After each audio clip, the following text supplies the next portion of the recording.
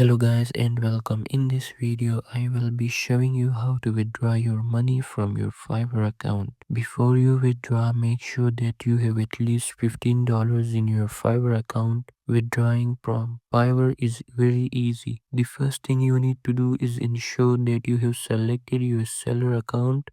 If you have not, go to the top right corner and click on switch to selling. Once you do that, you will land on this page. Now go to my business and click on earnings.